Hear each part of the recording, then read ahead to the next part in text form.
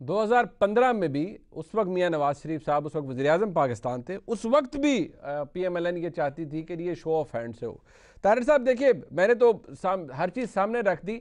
अब आज अगर हुकूमत तरमीम ला सकती है, नहीं ला सकती, ये नाकाम हो जाएंगे, लेकिन उनका सियासी मकसद पूरा हो जाएगा कि दोनों जमातों को, पीपल्स पार्टी को, आपको एक्सपोज करेंगे। जी हम चाहते हैं कि शफाफियत हो सेनेट के इंतखाब में। ये दोनों जमातें जो कि क्लेम करती रही हैं कि शफाफियत हो, आज इस तरमीम से और इस सारे प्रोसेस से कि सारे मामले को ट्रांसपेरेंट किया जाए, उससे भाग रही हैं। तारर साहब देखिए, पहली बात तो ये है कि जो इलेक्टोरल रिफॉर्म्स बिल आया है जी, उसमें एक शिक शामिल है जो ये कहती है कि जो शख्स डुअल नेशनल हो वो अपनी डुअल नेशनैलिटी ओथ से पहले छोड़ेगा, कागजात नामजदगी दाखिल कराते वक्त नहीं छोड़ेगा। जी, और उसका इतलाक रेट्रोस्पेक्टिवली माजी में किया गया है कि उस शिक का इतलाक 2017 से होगा। अब मैं एनआरओ नहीं दूंगा कहने वाली जमात, उसने फैसल वाडा के लिए, एक शख्स के लिए वो तरमीम इस कानून के अंदर डाली है। और वो मैं आपको मुनीब साहब भेज भी देता हूं। और ये बात इस्टेब्लिश्ड है कि फैसल वाडा साहब ने कागजात नामजदगी में झूठ बोला। झूठ बोलने से यह हुआ कि उन्होंने कागजात नामजदगी में पाकिस्तानी नेशनल शो किया और अपनी नेशनैलिटी बाद में छोड़ी। अब उनको बचाने के लिए एक तरमीम लाई जा रही है। और आपके शो के तवसत से जी, मेरी इस्लामाबाद हाई कोर्ट से रिक्वेस्ट है कि मेहरबानी करके दूध का दूध पानी का पानी कर दीजिए। वो जो justice delayed is justice denied वाली बात है, ये अब कानून साजी ला रहे हैं उस शख्स को बचाने के लिए। ये तो हो गया एक पहलू इस कानून साजी का कि पर्सन स्पेसिफिक एक शख्स को बचाने का कानून। नंबर टू, हमने जब संजरानी साहब के वोट ऑफ नो कॉन्फिडेंस से पहले बात की, ओपन बैलेट की, इन्होंने खरीदो फरोख्त करनी थी, इन्होंने चोर बाजारी का एक वो करना था मामला, तो इन्होंने तब बात ना मानी, इन्होंने खरीदो फरोख्त की अपने इंटरेस्ट को सर्व करने के लिए।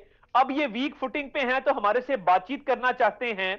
जो गवर्नमेंट टेडी दिल पे बात नहीं कर सकी, जो गवर्नमेंट कोरोना पे मीटिंग से उठ के चली गई, जो गवर्नमेंट कश्मीर पे बात नहीं कर सकी, अब सेनेट के इलेक्शन में शफाफियत याद आ गई है, मिसाब के मईशत पे बात नहीं कर सके। हम इनसे बातचीत नहीं करना चाहते। हम इस पर तरमीम करेंगे, हम खुद करेंगे जब हमें अल्लाह ताला मौका देगा। इनके हाथों पे हम बिल्कुल बैत नहीं करेंगे। ये दूध से बन के आ जाएं, ये सोने के बन के आ जाएं। अब इनको नजर आ रहा है पंजाब में 21 मेंबर का ग्रुप बन चुका है जो इनको वोट नहीं देगा। वो अच्छा, अपना कैंडिडेट खड़ा करना चाहते हैं और वो उनका राइट है, वो उनका राइट है, उसमें कोई फ्लोर क्रॉसिंग नहीं है। अगर 21 एमपीएस पीटीआई के ये समझते हैं कि सेनेट में किसी उम्मीदवार को खड़ा होना चाहिए और वो उनका अपना उम्मीदवार है, कानूनी कोई कदगन नहीं है उसके अंदर, वो जरूर खड़ा करें, शौक से करें।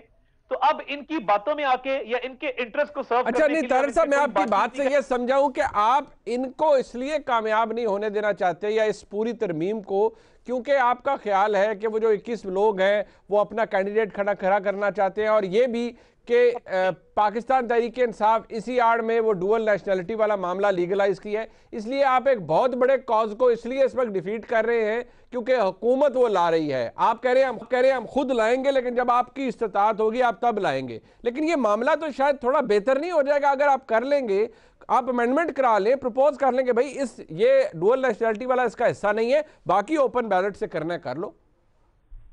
देखिए देखिए, एक तो 21 मेंबर्स की बात नहीं है, वो तो मैंने एक आपको मिसाल दी कि वो अब ये अपनी जरूरत को कर रहे हैं। ठीक है, अगर ये करना चाहते हैं और ये संजीदा हैं तो ये फिर स्टैंडिंग कमेटी में क्यों बुलडोज करते हैं, स्टैंडिंग कमेटी के बाद हाउस में क्यों बुलडोज करते हैं, स्पीकर इस पे क्यों नहीं बात करता, स्पीकर की क्रेडिबिलिटी खत्म हो चुकी है।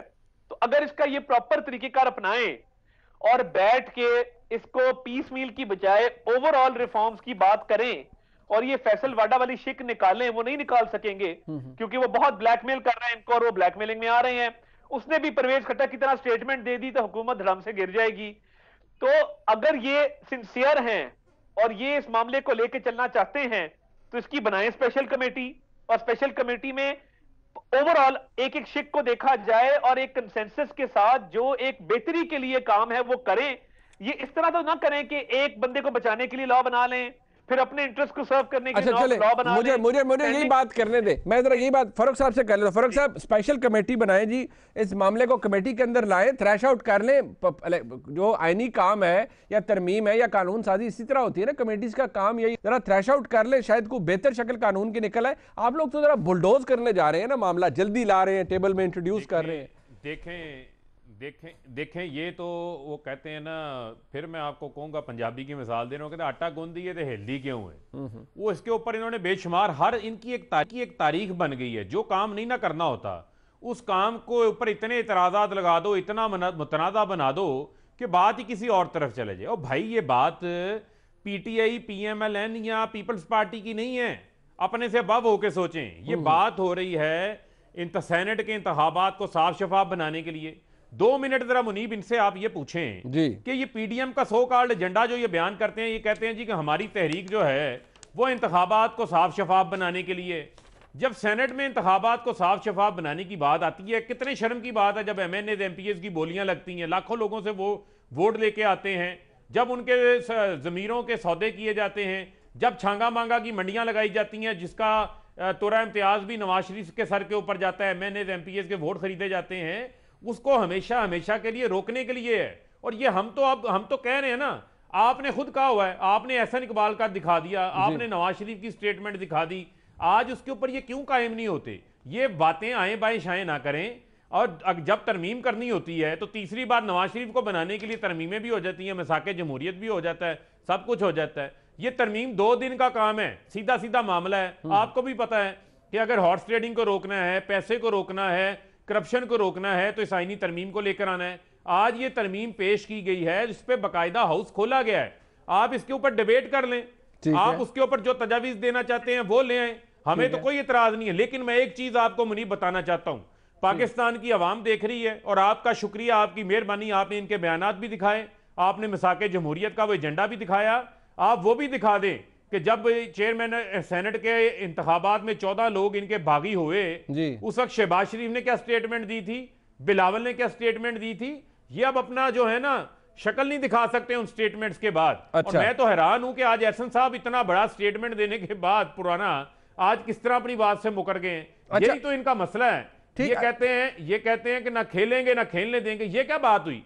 आप पाकिस्तान के अंदर कानून साजी हमेशा अपने लिए करते हैं। फिर तो मसला ये है ना कि इस मुल्क में करप्शन को आपने परवान चढ़ाया, इस मुल्क में जो है वो एलडीए के प्लाट आपने भेजे, इस मुल्क में कब्जा माफियों की सरपरस्ती आपने की, इस मुल्क में सबसे पहले फॉरेन फंडिंग आपने कराए, मैं तो बेशुमार चीजें। अच्छा नहीं, नबील कबूल साहब, ब्रेक पे जाने से पहले मुझे जरा एक बात, ये आपके देखिए, आपके साथ तो वो कहते हैं ना, आपके साथ तो हुई है ये जो तरीके अदम एतमाद फेल हुई थी, और आपके बहुत से लोग इधर उधर हो गए। आपने कहा हमें पता भी है कौन से लोग हैं, किया आप लोगों ने उनके खिलाफ कुछ भी नहीं, वो बेचारे दब गए, दबाव में आ गए, या जो किसी चमक के आगे बेचारे ढेर हो गए। जिस तरह भी उनके साथ हुआ, आपने उनका किया कुछ भी नहीं। आज जब मौका है कि मामला ठीक कर ले, ट्रांसपेरेंट कर ले, फिर भी आप लोग कुछ नहीं कर रहे। नहीं, हम इसलिए अभी कुछ नहीं कर रहे हैं क्योंकि जो इन्होंने हमारे साथ किया था ना सेनेट के इलेक्शन में जी, अब हम वही इनके साथ करना चाहते हैं। हम इनको, जो इनका खौफ है वो हम समझते हैं। जो अता ताड़र साहब ने कहा कि 21 लोग जो है एमपीएस अलग हो गए, मेरे पास नंबर ज्यादा है। मैं समझता हूँ कि ये जो इनको एक डर खौफ है सीक्रेट बैलेट का, वो यही है कि इनके लोग इनको वोट नहीं देंगे। और इन्होंने जो हमारे साथ किया था सेनेट में, ये सारा गेम आपको पता है क्या गेम हुआ है। इस पर मैं ये इतने ही सिर्फ अल्फाज कह सकता हूँ कि रात गई बात गई, इसके ऊपर और मैं मजीद कुछ नहीं कहूंगा क्योंकि इसमें कुछ हमारे लोग भी, इसमें कुछ हमारे लोग भी। हाँ हाँ, बहुत कुछ था इसके अंदर बहुत कुछ था। लेकिन अब वो बहुत कुछ करने वाले कहते हैं कि अभी हम न्यूट्रल है, अभी हम बीच में नहीं पड़ते। आप जानो, गवर्नमेंट जाने, सियासत जाने, हमारा कुछ नहीं। तो हम इस बात पे खुश हैं कि हमारी इस तहरीक ने कम से कम ये चीज तो अचीव कर ली है। अब ये मुकाबला जो है 2 पहलवानों के दरमियान, पहले जो मुकाबला था वो 2 पहलवानों के बीच में इसलिए नहीं डायरेक्टली हो रहा था क्योंकि उसमें एक तीसरा फरीक भी था, लेकिन अब सिर्फ 2 फरीक रह गए। ये बहुत बड़ा दावा कर रहे हैं आप। बहुत बड़ा दावा कर रहा हूँ, जाहिर है, और मेरा काम है बड़े दावा करना। और फिर माशाल्लाह आप लोग की मेहरबानी है कि आप लोग उस दावे को फिर चलाते भी आगे। लेकिन मैं समझता हूं कि ये जो अभी इलेक्शन होने जा रहा है सेनेट का, ये सेनेट का इलेक्शन मिड टर्म इलेक्शन की तरफ लेकर जाएगा। इमरान खान बहुत जल्दी नाराज हो जाते हैं। अच्छा। इमरान खान कान के कच्चे हैं। इमरान खान को जाती जो उसके दोस्त है वो दगा भी देने जा रहे हैं, ये भी मैं बता दूं। अच्छा। तो इमरान खान गुस्से में कुछ भी कर सकता है। जब वो हम बचपन में कैरम बोर्ड खेलते थे ना, या हम लूडो खेलते थे, जब हम हार रहे होते थे तो हम पूरा कैरम बोर्ड को उठा के फेंक देते थे। अच्छा। मेरे ख्याल में इमरान खान चलें, ये तो वक्त ही बताएगा।